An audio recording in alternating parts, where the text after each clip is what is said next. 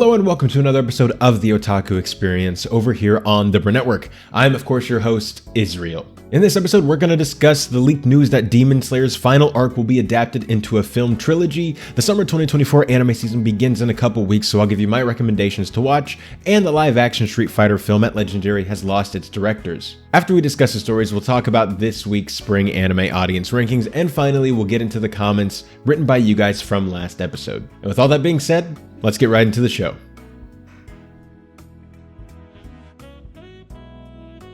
All right, before we get into the main stories on this episode, I want to talk about this. So one of the upcoming anime films, we always get a few every year that are wide released in theaters. And one of the few that we're getting this year is The Imaginary by Studio Ponoc. And then it will be released on Netflix after its release. I forget if it's getting a wide release or just a limited release, but it's getting a theatrical release, in general. And so that's fun. That's going to be on July 5th. But what I want to talk about is how the Rotten Tomatoes score has come out, and it's actually doing pretty well. So if we go over here to Rotten Tomatoes, we have a 94% for The Imaginary. And something I always do on Rotten Tomatoes because it can be deceiving. Like anything above like a 3 out of 5 is positive, and anything below that is not. So I always just want to check, because sometimes the average rating could be like a 6 out of 10 and it has a 90%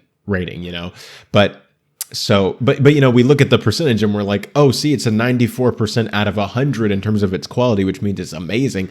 But I want to see what the actual consensus is on this. And so it looks like, according to just the top critics, it's about a 7 out of 10. If you go to the all critics, it goes up a little bit to a 7.4 out of 10.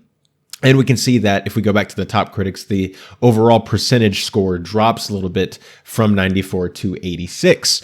So that's interesting. And I want to check out some of these reviews. They also have the critic consensus down here, where it says a visually splendid and emotionally resonant anime film that appeals to the child in everyone. The Imaginary is a flight of fancy that audiences won't mind getting swept up in. So if you guys don't know what The Imaginary is about, I believe we've mentioned it maybe once or twice before over the past few months, but it's hard to kind of remember when we talk about so many anime all the time, and then we're trying to juggle all these different things. So here's the synopsis just for you guys, so that way you can kind of jog your memory on what this is about. Or maybe this is your first episode of the Otaku Experience, in which case, hi, and you've never heard of this before. So it says, Roger is a boy no one can see, imagined by Amanda to share her thrilling make-believe adventures. But when Roger suddenly alone arrives at the town of Imaginaries, where forgotten imaginaries live and find work, he faces a mysterious threat. So it's essentially, the Imaginary means the imaginary friend. So it's kind of like, there was a Hollywood film that came out earlier this year, directed by John Krasinski, called If. And that was about imaginary friends too. And so this premise kind of sounds similar to that in some ways. It sounds like the perspective, at least that the story is being told from, is different. But I can still see that similarity a bit. So that'll be interesting to see how those two compare up against each other. I did see If. I thought it was good. Not one of my favorite films of the year, but I did enjoy it. So it'll be interesting to compare those when this comes out. But going over to the reviews, oh, okay, we're going to start off with a negative review, it looks like, by James Marsh. And we'll only read a few of these. We're not going to read all 40-something reviews. Who says the Imaginary simply lacks much genuine imagination to call its own. Okay, all right, that's where we're gonna start. Going to Lovia Giarke, I hope I pronounced that right, from The Hollywood Reporter, says Nishimura litters his screenplay with poignant insights about the power of enterprising play that will inspire audiences of all ages to remember a time when they needed only to rely on their minds to conjure new worlds and scenarios. Aaron Newworth at We Live Entertainment says the Imaginary is still one of the studio's early features, but it shows a lot of promise. Nick Valdez at comicbook.com says the Imaginary is a film about looking the future in the face and venturing forth anyway. It's a film that argues that while some things are meant to end and memories fade, the feelings they left behind will always stick with you. CV White at the AV Club says The Imaginary is an enchanting tale in which reality clashes with imagination in a battle to determine which is more powerful. Luke Y. Thompson says, as an allegory, it gets complicated. As a story, it'll take you far more gladly than yet another simplistic morality tale. And then we'll do this one as our last one. We have Stacy Yvonne from Wealth of Geeks, who says the Imaginary is one of the most accessible anime films in the Netflix catalog, or perhaps anywhere else. It's the kind of production that lives up to its theme song, Nothing's Impossible, which I guess is the theme song of the film. But those are some Imaginary reviews. This film is going to be releasing in theaters, I believe, on July 5th. Or maybe that's its Netflix release date. I'm still waiting to see when tickets are going to be selling near me. I'm excited to see it. What are you guys thinking? Maybe you guys either forgot about this film or never heard of it, and these reviews swayed you on it. Or maybe, you're like, this doesn't really sound like my thing, which is totally fine. But let me know what you guys think on that. But getting into the main stories now, if you guys remember, in the last episode of the Otaku Experience, I mentioned a leak that I had heard about the final arc of the Demon Slayer anime, which is called the Infinity Castle arc. And that was that it would be adapted into a film trilogy. Now, at the time, I didn't really believe this leak because it didn't come from one of the more reputable leakers. The leakers that, there's a full-on, anime leaks Twitter account that is accurate 95% of the time, and it didn't come from there.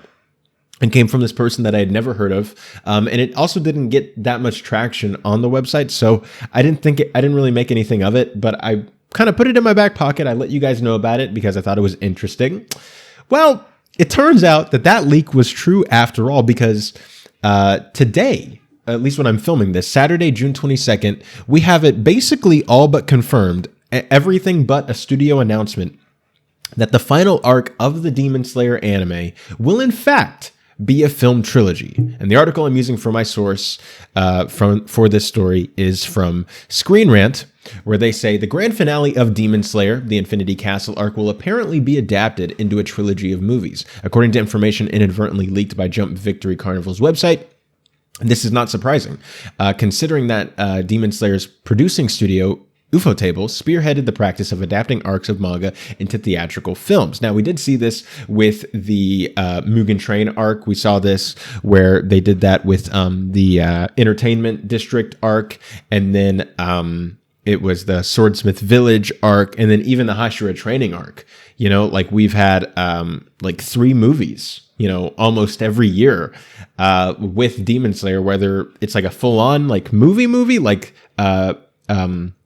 Mugen Train was, and even still, I have a criticism that feels like, I do think that it feels a lot like it was made for TV. They just took out the credits and stuff, but it felt very TV-esque, you could feel where the episodes would break, and there's nothing wrong with that necessarily. I do prefer, it's a nitpick, I still enjoyed the movie, but I would prefer it to feel more natural. If you're gonna make a movie. But then we had just the abominations that have been the more recent Demon Slayer movies, like the Swordsmith Village arc, where they took the last few episodes of the Entertainment District and the beginning of the Swordsmith Village, and they left the credits intact.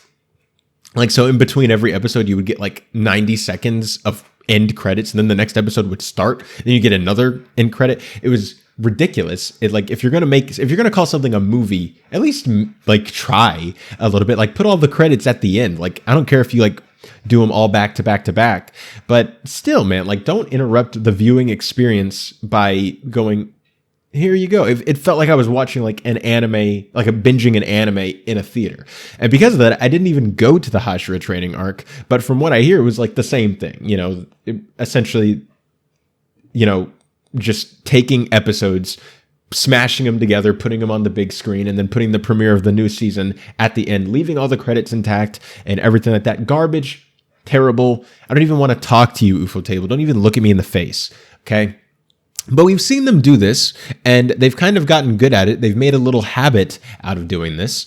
And what is interesting is because Mugen Train, if you look it up, Mugen Train's box office is insane. Let me see if I can pull it up real quick.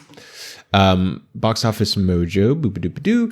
So Demon Slayer Mugen Train, I believe it is the highest grossing movie of all time, I believe. And how much did it make? It made $453 million worldwide, and it made almost $50 million over here in the States. This is like almost unheard of. Anime films don't do this, whether domestically wise or worldwide wise. All of this is an anomaly. All of this should not have happened. This is weird. And so I understand them being like, we could make it a show, in which case we have to deal with something we've been talking about on the show many times, how the anime industry market is changing. Shows aren't making as much money as they did before because they really relied on a physical release. But now that people are going a lot more digital, they're having to find a way to go around that. And so seeing like, hey, there's a potential of like $500 million here. Like, and if these are full on movie events, because they're not going to be like the Swordsmith Village or the Hashira training arc things where it's like basically a giant trailer for the upcoming season. These are going to be like full theatrical events. At least I would think that would release kind of year after year, kind of like Lord of the Rings, where each year you have a new Demon Slayer film that are all about 2 hours long, about 6 hours total. Maybe, what is that? 6 episodes per thing. That's 18 episodes. That's a lot of content. And then afterwards, maybe they'll chop it up and put it on Crunchyroll as like, you can watch it as a series now. But if they all get like genuine theatrical releases and are full on films, I think you could see something like this where you could have like, this might be the floor if this is the case. And then who knows what your ceiling is at that point. Like if the first film, maybe the first film in this trilogy will, like, if they're releasing it like I think they are, which is like a full on theatrical release year after year after year, this, the first film might do a little less than this, because I do think that the audience has been a little soured on the Hashira training and Swordsmith Village fake movie debacle. And so there might be a little, we'll see. And then, it'll come out on streaming and they'll be like, oh, wow, this is an actual movie. I'm excited to see where this goes. And then the second film, I would think might do more than this. And then the third film, dude, are we talking about like an anime film getting to like $700 million? Could you imagine? That would be utterly insane. So I completely understand the business decision to do this. I would do the exact same thing in their if I were in their shoes, if I was in their perspective, because it's just the best business move, in my opinion. But getting back to this article, they say Jump Victory Carnival is an annual event that takes place in Chiba, near Tokyo, celebrating all the popular series published in Shueisha's flagship magazine, Weekly Shonen Jump, but also those that appear in V-Jump. According to Shonen Jump News at WSJ_manga on X, an independent account that shares news from the manga world, the Visitors Giveaways section of the Jump Victory Carnival's website have revealed that Demon Slayer's Infinity Castle arc will be animated as a movie trilogy. So, once again, not fully confirmed, but it's basically all but confirmed at this point. We have so much that seems to be like, no, this is going to happen. And to me, this is really exciting. I still think there is a way they could mess this up. Like if they try to release all these movies, maybe like 4 months apart in the span of the same year, like that's a mistake. Don't do that. But if they like try to fully maximize this, I think we could be looking at like a full on cultural like event. And that would be really exciting to see with all of that. If they play their cards right, I think that this Infinity Castle arc film trilogy could be one of, at least business wise, one of the, and for the overall anime community and the pop culture community, like worldwide, I think this could be one of the greatest things of all time.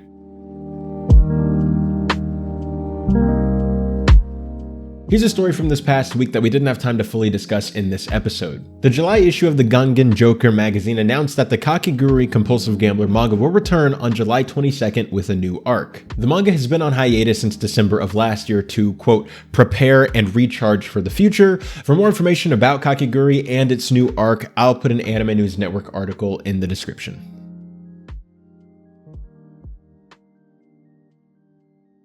The summer 2024 anime season is upon us, with shows starting this week. Gosh, time's flying. But with a new season on the horizon, it's time for us to take a look at the upcoming season and see which shows we're going to be watching. And the website that personally I use to preview new anime seasons is, of course, Annie chart. So usually what we've done in the past is we've just gone through the top 30 most anticipated shows on Annie chart, but we're not doing that this time. We're trying something different. I've already gone through, chosen what I think are going to be the best shows to check out this season, as well as some shows that I think you should keep an eye out for. So I'll give you my 10 recommendations of the shows that I'm at least going to check out, and then I'll give you my 5 that I think maybe you should keep an eye out for this. So we'll have 15 total anime that will go over here. But getting over to Annie chart, we have first, and this is going from backwards anticipation order. So I'm starting from the least anticipated and going to the most. Okay. All right, here we go. So starting at the least most anticipated, we have Making Too Many Losing Heroines. So this is about Kazuhiko Nukumizo, is a high school boy content to blend in with the background mob until he witnessed his more popular classmate, Anna Yanami, get dumped by her childhood friend. He felt like he had to try to comfort Yanami, but this led him to become entangled with other girls who have met defeat at love. Now, at its surface, I know you're thinking, Israel, you just love the slice of life romance animes. Of course you're watching this. But that's not all of why I'm going to check this out. What really sold me on this was who's doing this. So this is A1 Pictures Aniplex. But also, look at this trailer. Like, I was looking at some of this animation and the shading, and I'm like, what are they, like, they did not need to go this hard. It looks interesting, so I'm at least going to check it out. I know that it's one of the more unanticipated shows, I guess, but I want to check it out anyways. It seems interesting, and it seems like it could be, you know, actually about something. You know what I mean? But getting into the next show that I'm going to be checking out is Senpai is an Otako Noko. So this, you know, he's like a goofy goober is basically what it means. I think that's the actual Oxford Dictionary translation. Can true love really overcome any obstacles? Saki, a high school student, confesses her feelings to Makoto. Taken aback, Makoto reveals his secret. But suddenly, the discovery doesn't seem to bother Saki, who is already head over heels for him. After being rejected, Saki asks Ryuji, Makoto's childhood friend, for some advice on how to win his heart. A love triangle unfolds when Ryuji realizes that he might also have some feelings for his old friend. So, another comedy slice of life. I know, I have a problem. But, I don't know. I liked that he like rejected her, and okay, that sounds like rude. I was like, I like that he rejected her. It's like, I think it's interesting that he rejected her. She goes to one of his childhood friends to ask for advice, but then that childhood friend is also like, you know, it sounds like they don't already know, but they the friend realizes that they have feelings, probably in you know, as they're trying to help out this girl, they realize that they also have feelings.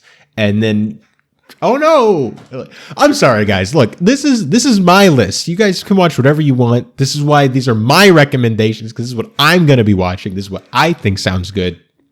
This is not what you think sounds good. Leave me alone. Okay, here we go. We're going to the next one.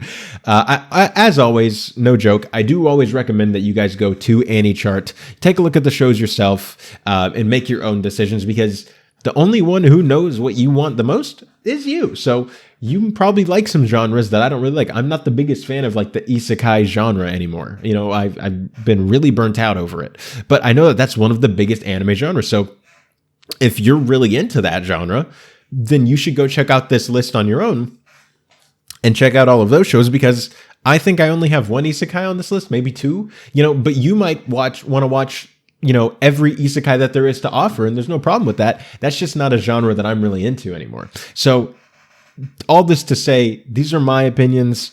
I want you guys to go and check out the stuff on your own, or maybe you'll only watch like the 2 most anticipated and most popular shows, like most people will do, but you know, that whatever. Going into the next one is Atri, My Dear Moments, and the synopsis is, in the near future, a sudden and unexpected sea rise has left much of human civilization underwater. Ikaruga Natsuki, a boy who lost his mother and one of his legs in an accident some years earlier, returns disillusioned from a harsh life in the big city to find his old countryside home half swallowed by the sea. Left without a family, all he has left to his name is a ship and a submarine left to him by his oceanologist. Is that a word? Oceanologist? Okay, there we go. Okay, I said it wrong. That's why I thought it wasn't a word. Grandmother and her debts. His only hope to restore the dreams for the future that he has lost is to take up an opportunity presented to him by the suspicious debt collector, Catherine. They set sail to search the sunken ruins of his grandmother's laboratory in order to find a treasure rumor she says she left there. But what they find is not riches or jewels. It is a strange girl lying asleep in a coffin at the bottom of the sea. Atri. Atri is a robot, but her appearance and her wealth of emotions would fool anyone into thinking she's a living, breathing human being. In gratitude for being salvaged, she makes a declaration to Natsuki. And because of the romance thing, I think she makes a declaration that she's like gonna freaking marry him or something out of, loyalty or something. I don't know. This is how anime work. Don't ask me. It sounds interesting. It sounds like this guy is he's trying to grapple with loss.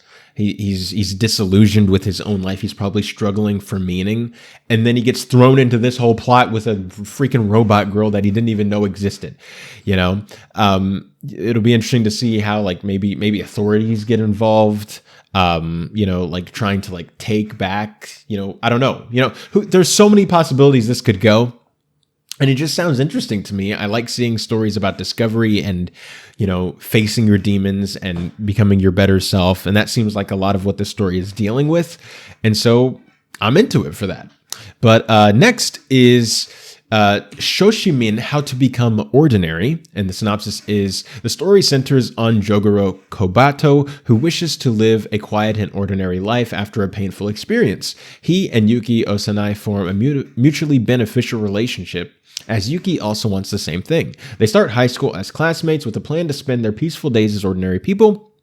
But unfortunately, they keep getting wrapped up in mysteries and disasters as they happen one after another. And I think what really sold me on this one was I liked the mystery synopsis. We don't get many mystery animes. I mean, we get a couple here and there, but considering how many slice of life, comedy, romance, isekai anime we never get mystery anime. It feels like we're in a dry desert out here, and I'm happy that it's there. I think it sounds interesting.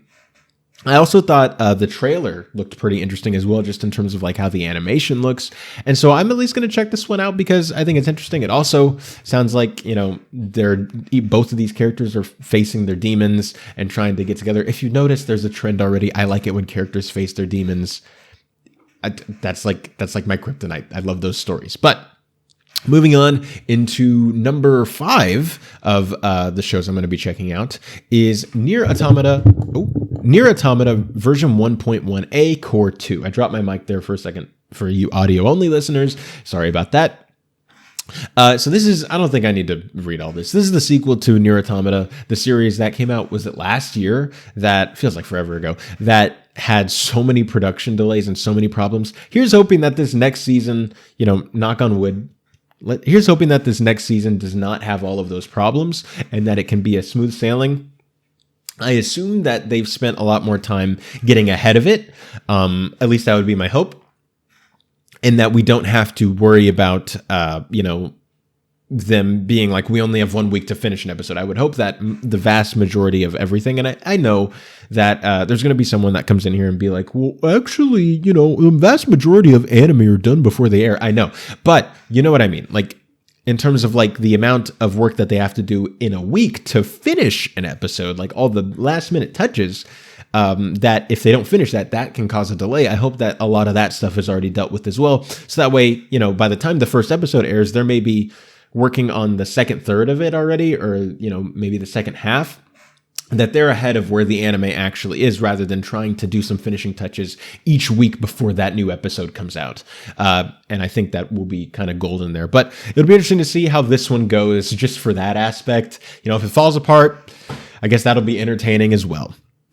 But going to number 6 on my list of anime that I'm going to be watching is the one that made me laugh out loud when I watched this trailer, and that is my dear friend Nokotan. So this is a comedy anime, I guess, where the girl is like a deer or something. I didn't even read the synopsis. I just watched the trailer and thought it was hilarious, and so I'm watching it. I'm not going to elaborate. Watch the trailer. Then we're going to go up to our final four. Our final four anime. And starting at number 4 is the Suicide Squad Isekai, which we'll talk about later in this episode. We have a larger story to talk about with it. But I'll kind of save my thoughts, I guess, for that. Not really looking forward to this one. There's been a lot that, that's just kind of gotten in my way of being super duper excited. I was when it was announced, but at this point I'm not really. But I am going to check it out just because it's too fascinating and too much of an opportunity and too much of a pop culture moment of coming together that I just can't ignore it. I'll check out the first 3 episodes. If I don't like it, I'll drop it. But hey, hopefully I do like it, and hopefully I'll be proven wrong and it becomes like one of my favorite anime of the year or something like that. Then we're going to the last 3, starting with Alya Sometimes Hides Her Feelings in Russian. This is mainly just because there's been so much talk about this one. I think almost more than any other show, like in terms of just like online community discussion, that I just kind of have to see what's going on here. I saw a part where like the dude, like she was taking off her sock in the school and the dude was like freaking out. Everybody was talking about it. And I was like, okay, so this is mainly just to see what's going on with the community. What are we talking about, guys? Yeah. Gosh, sometimes, the anime community, it never ceases to just, you just think about it for a second and you go, and sometimes you have to do that. Then going to our last 2, we have Tower of God Season 2, second season of Tower of God. Do I really need to explain? And then our last one is Oshinoko Season 2. As far as I can tell, this is not getting to the part in the manga that's really, really weird. I might have to drop the anime when we get to that point.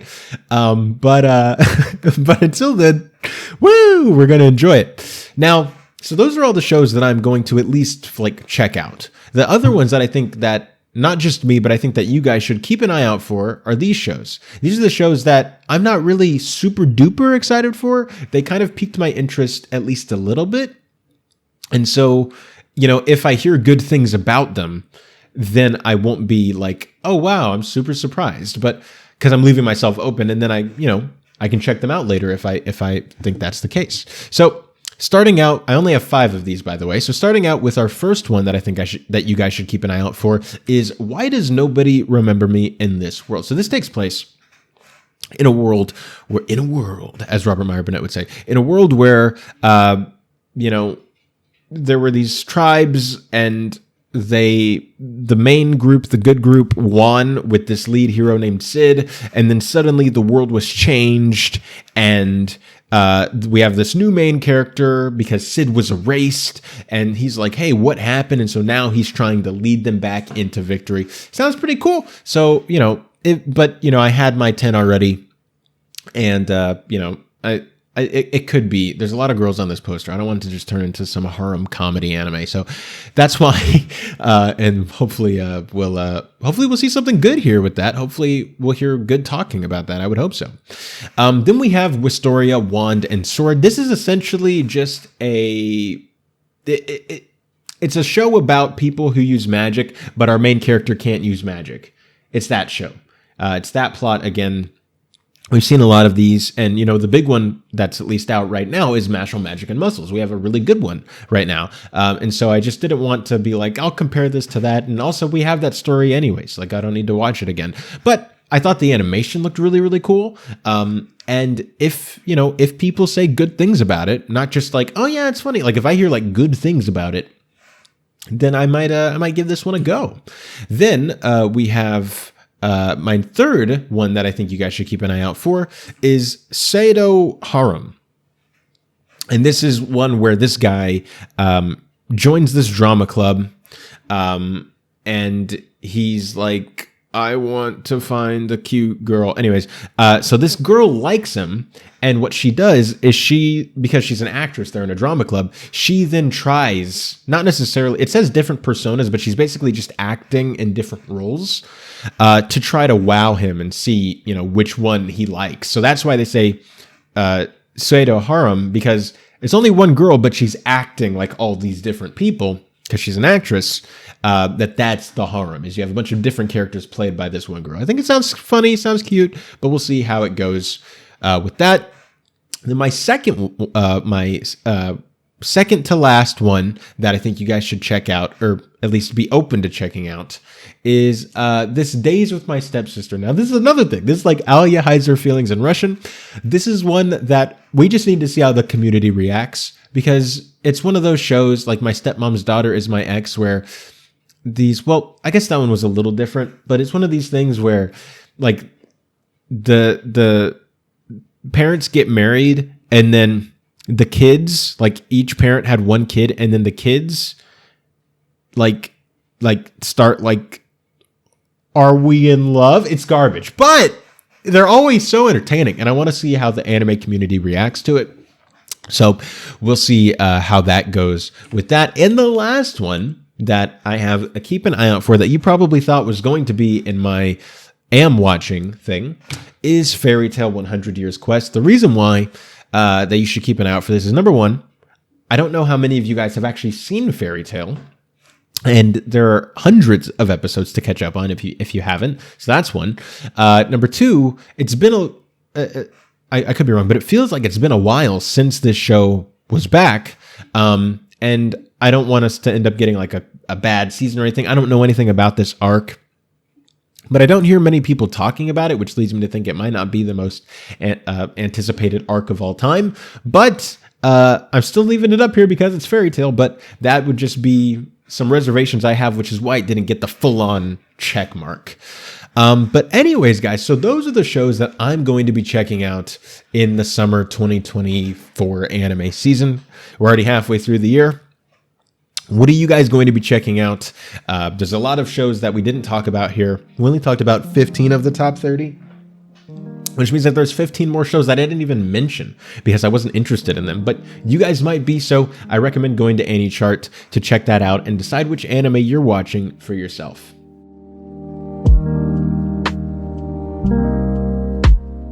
Here's a story from this past week that we didn't have time to fully discuss in this episode. At a Tokyo Revengers event in Chiba on Sunday, it was officially announced that the anime will receive another season. A mini anime called Fairy Tail Revengers was also announced, which is supposed to be a recreation of different Japanese folk tales and fairy tales, but Tokyo Revengers style. For more information about the upcoming Tokyo Revengers anime, I'll put an Anime News Network article in the description.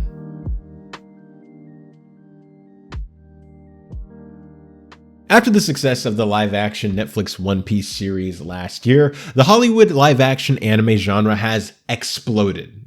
I don't think that would be selling it short at all.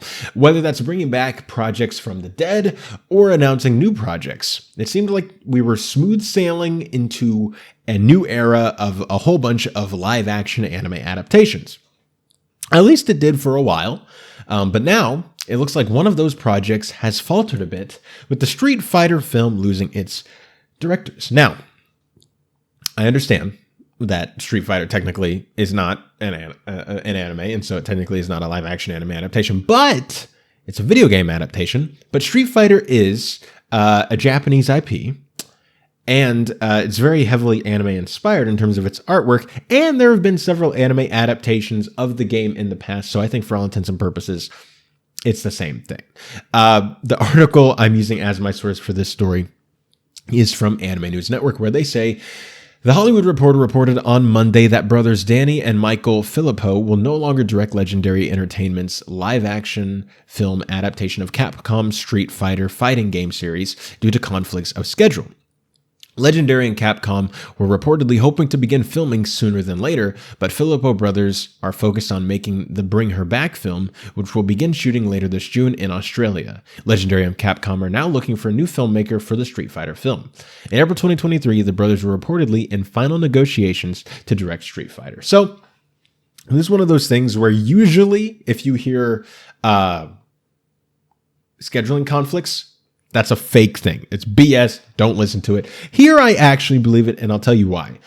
The Filippo brothers already have another project set up, as you can see here, the Bring Her Back film. I don't know what that is. Maybe that's an original film of theirs or something, but it sounds like a film that they're, going to be going into that project basically imminently. Like it says later this June.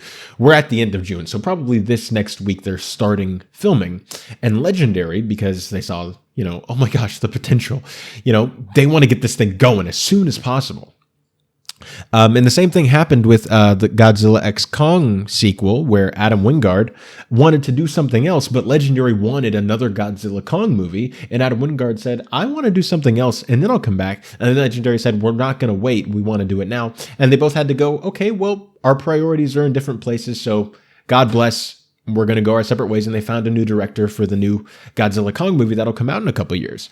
And the same thing is happening here, where these directors, I assume, already had a project lined up, at least the start date lined up. Then they started working on the Street Fighter film, and I'm sure Legendary was like, hey, could you maybe push back that other film, or, maybe cancel, because we really want to get this done as fast as possible. It's going to be a big thing. It'll be great for your careers. It'll be great for us. There's just benefits all around. And the Philippa brothers were probably like, we understand that you guys want to do this as fast as possible, but our allegiance is to this film. We had it scheduled first, so we're going to do that. But we can shoot the Street Fighter film right after that. And then Legendary was like, nah, we want to do it now. So they had to once again say, God bless, and go their separate ways.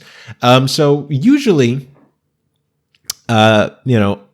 this could be easy to, view this in like a bad light. Like, oh my gosh, the directors got fired, or oh, they quit and they're just saying scheduling conflicts to cover it up. But here I actually believe it. And so while I do think this sets the project back a bit from actually, getting started sooner rather than later, I do think that it's not for a bad reason. It's because both parties involved genuinely just had different schedules in their mind. Well, one was in their mind, that being Legendary, and then one was actually a schedule, which is what the Philippa brothers had, and they just weren't meeting. And so they had to split on that, and Legendary is probably going to find a new director or set of directors to actually make this film, and we'll probably hear that news, I would assume, in the next couple months, if not sooner.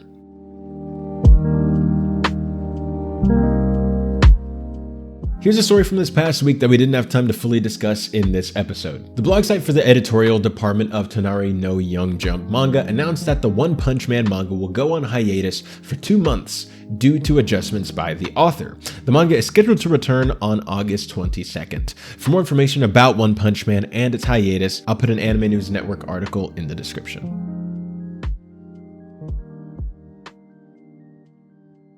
An anime I was very excited about when it was first announced was the anime adaptation of Suicide Squad. But then we found out it was going to be an isekai, and my excitement plummeted. Now, everything I've seen since hasn't done all that much to bump my excitement back up, but I'm still a little interested to see what they're going to do. And earlier last week, we mentioned it earlier in this episode as well, they announced that the show will be streaming a 3-episode premiere on Max. Actually, later this week it premieres. And recently, they released the opening sequence ahead of this show's release. And I want to talk about it a little bit. So, I have mixed thoughts on this. I wish that there was an actual song. Instead, we get this kind of stuff.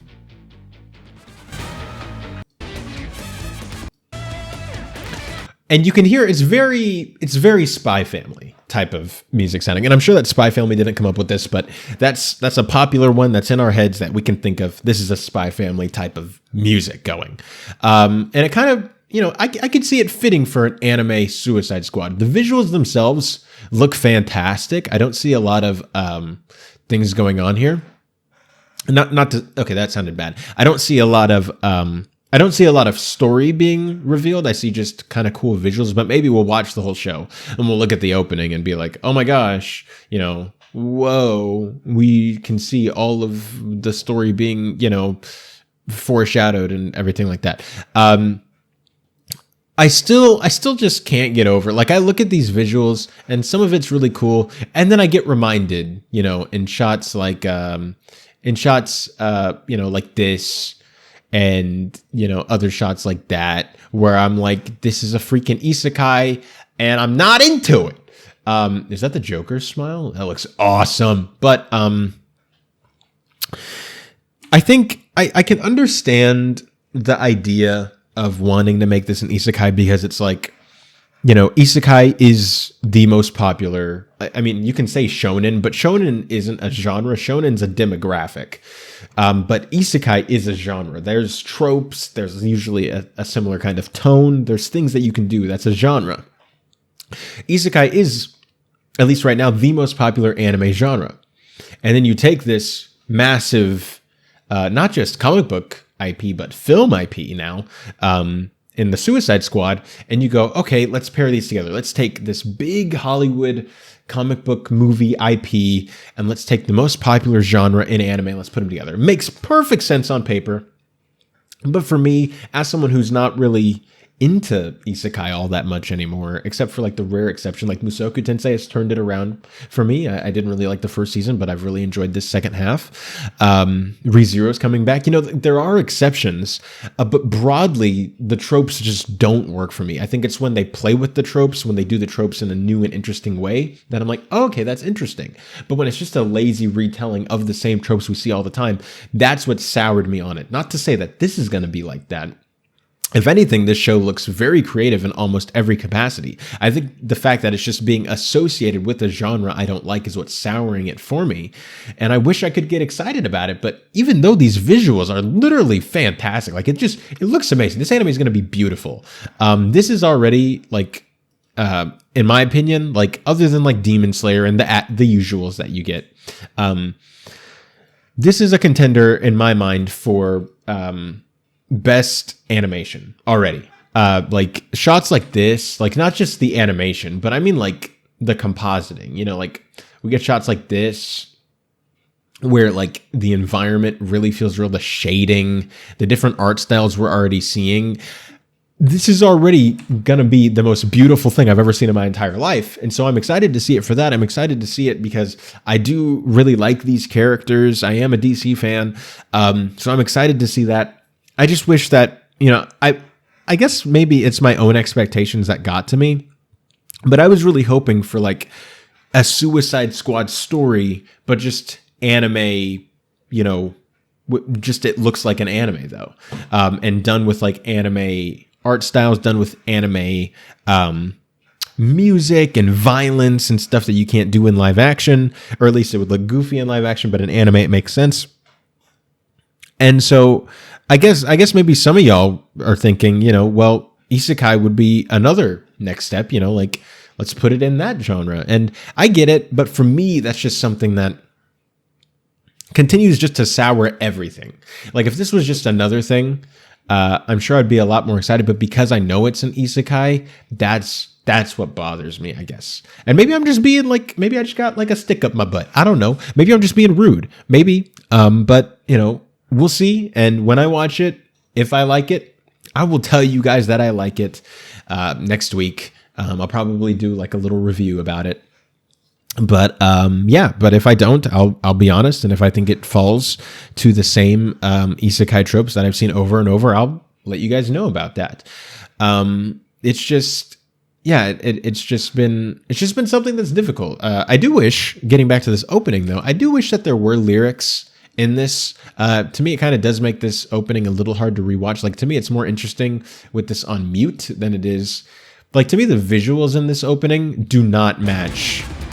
They don't match the visuals. And maybe that's by design, but I would have really preferred to have seen, or I guess heard, because it's music. I would have preferred to hear maybe like a song or maybe even just another instrumental piece that matches the visuals a lot more, or if you're gonna have a song with lyrics that match it, things like that. But overall, my thoughts are a little mixed on this. A lot of it comes from just the baggage that the show is carrying for me because it's an isekai, and some of it are just actual criticisms of I don't really think that these visuals and this music mesh well together. I wish that they were a little more in sync. Maybe that's by design, and if that's by design, it's not really working for me, which is fine. But yeah, I'll give you guys my thoughts on the Suicide Squad Isekai when it airs later this week, and we'll talk about that in the next episode.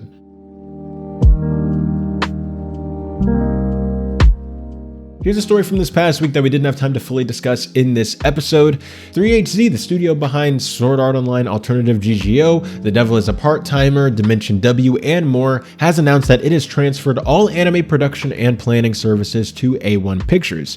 It looks like productions for anime in development will continue the same, with the same staff, just under a new name. All the different divisions were just consumed by A1 Pictures. For more information about 3HZ and A1 Pictures and the acquisition, I'll put a My Anime List article in the description. And with that, it's time to take a look at the Spring 2024 audience rankings from this past week, starting with the anime trending audience rankings. And at number 1, we have Girls Band Cry, who has spent 2 weeks at number 1. 2 weeks at number 2 is Konosuba, Season 3. Going up 2 spots to number 3 is Slime, Season 3. A re-entry into the top 10 is Mushoku Tensei Season 2 Part 2 at 4th. Going down a spot from number 4 to number 5 is Date A Live 5. Mysterious Disappearances has spent 2 weeks at number 6. Jellyfish Can't Swim in the Night went down 4 spots to number 7. Go Go Loser Ranger went up 2 spots to number 8. Kaiju number 8 went down 2 spots to number 9. Spice and Wolf went down 2 spots to number 10.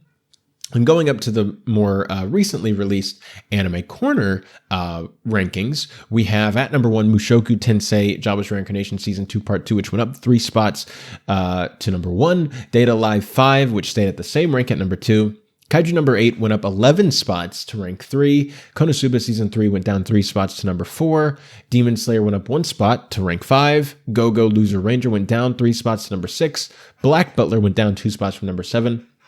My Hero Academia Season 7 went up 3 spots to number 8. That Time I Got Reincarnated as a Slime Season 3 went up 3 spots to number 9. And Windbreaker went down 2 spots to number 10. What are your favorite anime that you're watching right now? And what would you say had the best episode of this past week? And finally, guys, we're now going to hop into reading your comments and questions from the last episode. If you would like to have me respond to your comment or question in the next episode of the Otaku Experience, just hop into the comment section down below and leave your thoughts on whatever. It can be about what I talk about. It can be about something different.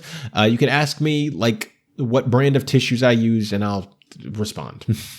All right. So getting into this, we have at Matt and Zero, who says, as someone who has followed this saga for the last 20 plus years, it's kind of karmic justice that Anna will probably end up buying Gainax.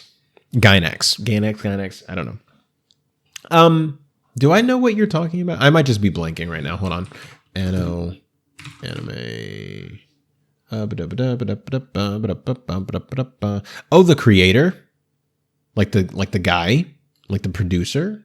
Or not the producer, the animator and filmmaker. I mean, he could, if he has enough money to do that. But I mean, if he does, I wouldn't really see any good coming out of that.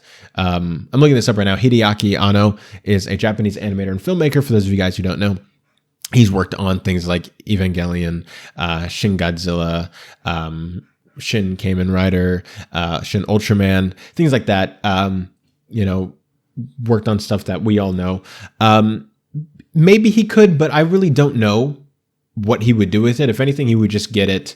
He would maybe try to do one project, but Gainax's reign is over. I think the studio's dead. And maybe some studio can take parts of it and maybe take workers from it and build onto something that studio already has. But if Hideaki Anno wants to, and I assume that's what you're talking about, I might be wrong, but if Hideaki Anno tries to buy the studio and try to rework it, I think the studio is too far gone. Maybe he could pull some huge turnaround, but I don't really see that happening. But maybe. Thanks for your comment. Jermanin 4650 says, great to see another video, man. Gonna watch so much anime this summer vacation and read tons of light novels. What are you gonna watch and read next, Israel? Well, I just told you what anime I'm going to be watching in the summer season. It sounds like you have a great summer up ahead of you. I still need to finish. It's been in my to-do list for so long. I have to make a list of things to do. Otherwise, I get distracted really crazy. You should see my calendar. My calendar is almost down to the minute because if I don't do that, I freak out and I don't do things. And I haven't done that for the past couple months. And I've started doing it again this week, which has kind of re-helped my sleep schedule. It's made me really regimented again, and I really like that. I'm just weird like that. I haven't been diagnosed with it I don't think I've asked to be diagnosed with it or I've looked into it all that much, but I do think I have OCD, at least in some form, because I am very particular about a lot of things, or else I just like can't exist properly. So I'm sure that that's something, but anyways, that's not what you asked me. But I also have ADHD, if you can tell. But so girlfriend, I need to finish. I was trying to read One Piece, but I got behind. I still have some Sword Art Online light novels. I'm not fully caught up on that, and that's my favorite anime, so I need to catch up on that. I already said One Piece. Berserk, I'm trying to read that. Maybe I'd try starting something new. But I kind of have I have a full plate in front of me, and I need to kind of stay up to date on those. And that'd probably be it for me. But I'm mainly an anime watcher. We talk about manga because manga is a big thing, and I do read some manga, but primarily I'm like a 70-30 anime to manga enjoyer. Maybe 80-20. Like, I am very anime person. But so those are the anime I'm going to be watching. Then whatever anime films come out in theaters, I'll try my best to go see. Those types of things. Thanks for your question, Jer. Ron C166 says, Israel, what are your thoughts on the 1988 Akira animated film? Do you prefer that style or modern day style of today, 2007 to 2024? Oh, okay. I can't answer the first question because, if I'm being fully honest, I've not seen Akira. I know what you're thinking. Israel, you're hosting a freaking anime show and you haven't seen Akira. I'm sorry. We all fall short of the glory of God, and this is one of my faults. I do need to watch it. I need to like put it in a list. I really do. Sometime soon. Because there are things where like I noticed that like people were writing questions of like an iconic thing. And because there's just so many iconic things and I'm still relatively new to the space,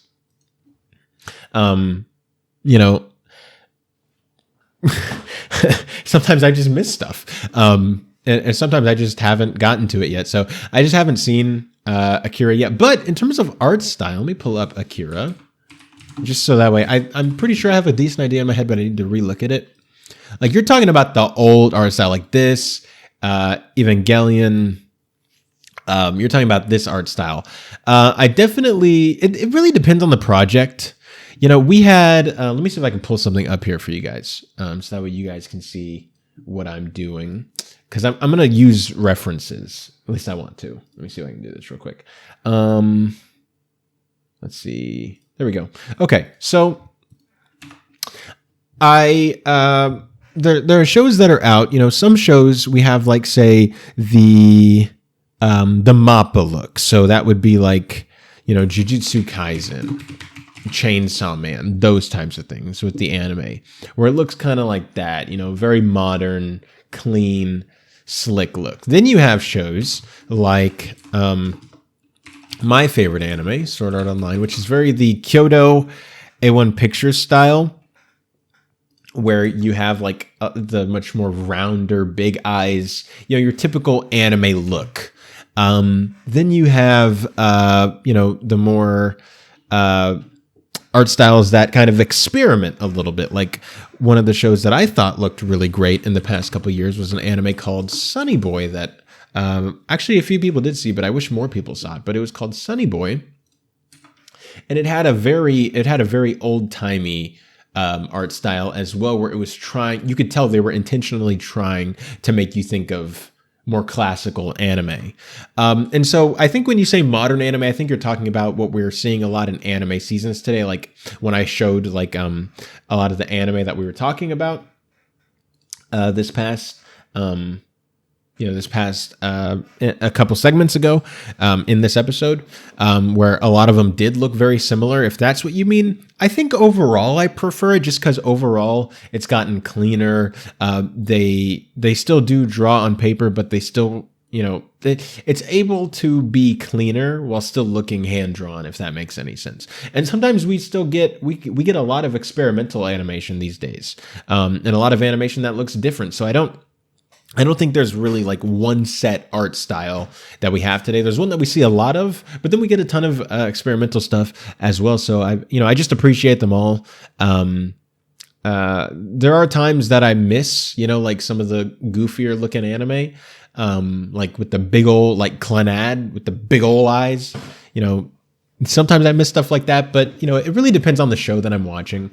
But yeah, I can get what you mean where like if you can't tell what show you're looking at just from like a random image of a character, I can understand that. Like there's some shows, like usually when I think of like the best character design of the year, like at the Anime Awards or something, I'm like, what is the show that when I looked at it, I can like immediately like think of those characters, like Odd Taxi, Keep Your Hands Off Azakin, Sunny Boy, like I just mentioned, like shows like that where you're immediately like, I see that and there's a tone I can feel, there's a style. The art style itself has its own identity. And so I can understand that, wanting that more than like the different stuff. But good question. I hope I answered it. I hope I didn't just get off track. And then the last one, again, is from Matt and Zero, who says, I was just watching Film Threat and didn't know he was an anime fan. This is interesting to find out he had a show like this on his network. I assume you're talking about Rob. Anime has all the answers to the stumbles of modern Hollywood. I don't think so. Anime has a lot of other goofy mistakes. I think they're just as goofy in different ways. And sometimes they make the same mistakes. We still have studios mistreating people. It seems like it's more so right now in the anime industry. We have people being overworked and underpaid, like you see in the visual effects department in Hollywood. I think there is a lot more of overlap. I think the reason why people don't see the problems that anime has is because it's a different culture, and so you just get different types of stories. Like you don't get like, I think like we talked about a couple shows, and there's been shows where you have like queer characters, where you have main female characters in the lead roles. A lot of the stuff that's similar to Hollywood. I just think that there's a political difference, and I think there's a way of telling the story that's different. I think that when you have a show that like Bocchi the Rock won Anime of the Year.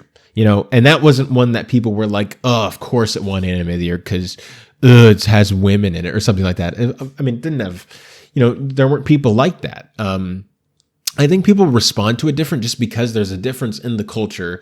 And we know that Japan's politics are different from our politics, and they're not in the same war that America's politics are in. So when we see stuff on the screen, we excuse it more because we know they're not trying to like flip off the other side, if that makes any sense.